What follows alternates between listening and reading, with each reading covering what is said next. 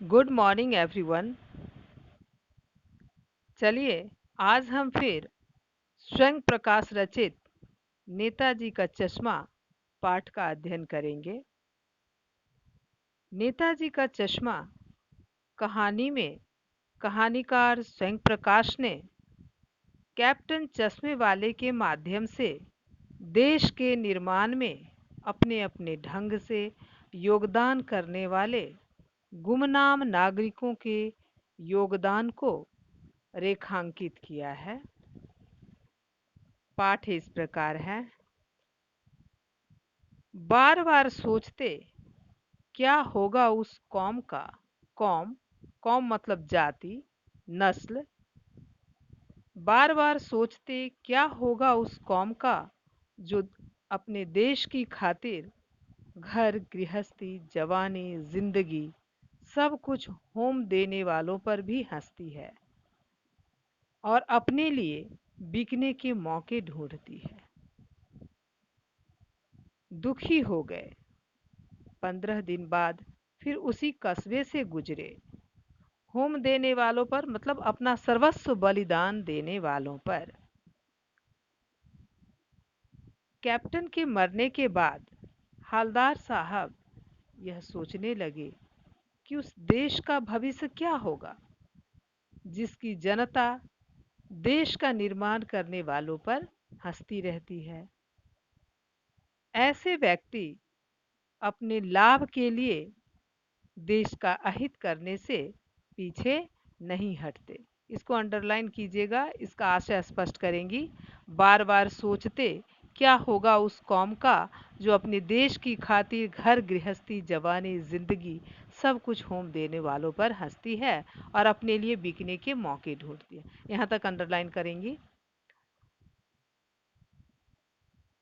कस्बे में घुसने से पहले ही ख्याल आया कि कस्बे की हृदय स्थली में सुभाष की प्रतिमा अवश्य ही प्रतिष्ठापित होगी, लेकिन सुभाष की आंखों पर चश्मा नहीं होगा क्योंकि मास्टर बनाना भूल गया और कैप्टन मर गया।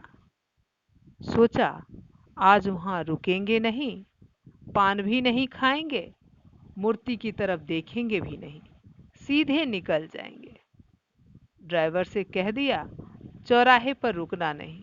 चौराहा चार राहों का समूह, द्विगु समास। चौराहे पर रुकना नहीं, आज बहुत काम है, पान आगे कहीं खा लेंगे। लेकिन आदत से मजबूर आंखें चौराहा आते ही मूर्ति की तरफ उड़ गई। हमेशा की तरह आंखें चौराहा पर मूर्ति की तरफ, नेताजी की मूर्ति की तरफ उठ गई। कुछ ऐसा देखा कि चीखे रोको। जीप स्पीड में थी। ड्राइवर ने जोर से ब्रेक मारे। रास्ता चलते लोग देखने लगे। जीप रुकते न रुकते हालदार साहब जीप से कूदकर तेज तेज कदमों से मूर्ति की तरफ लपके और उसके ठीक सामने जाकर अटेंशन में खड़े हो गए। अटेंशन सावधानी। मूर्ति की आंखों पर सरकंडे से बना छोटा सा चश्मा रखा हुआ था। सरकंडे घास से बना हुआ, घास के तिनके से बना हुआ छोटा सा चश्मा रखा हुआ था, जैसा बच्चे बना लेते हैं। हालदार साहब भावुक हैं। इतनी सी बात पर उनकी आंखें भर आई। हालदार साहब 15 दिन बाद फिर उस कस्बे से गुजरे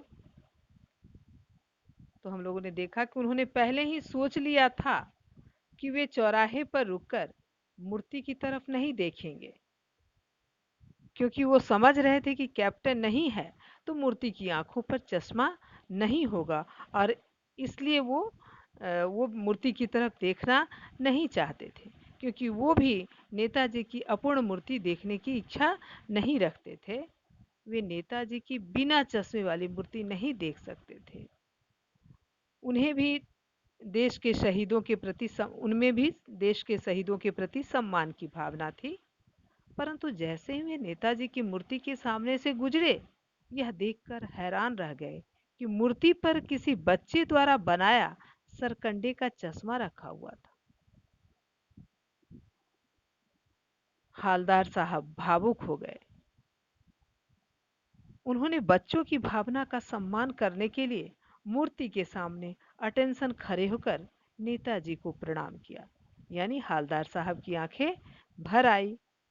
उन्हें लगा कि देश के निर्माण में लोग अपने अपने ढंग से योगदान देते हैं। यही देशभक्ति है। बच्चों के अंदर देश प्रेम का जज्बा है, अतः देश का भविष्य सुरक्षित है। चलिए गृह कार्य नोट करें। पहला प्रश्न, किसने सोचा कि आज वहां रुकेंगे नहीं और क्यों?